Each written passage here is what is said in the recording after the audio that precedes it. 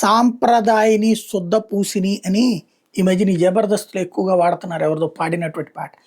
Europe దేశాలది అట్లాంటి దానికి బాగా సరిపోతుంది.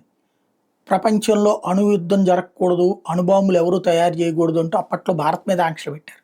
ఇరాన్ మీద కూడా ఆంక్షలు పెట్టారు.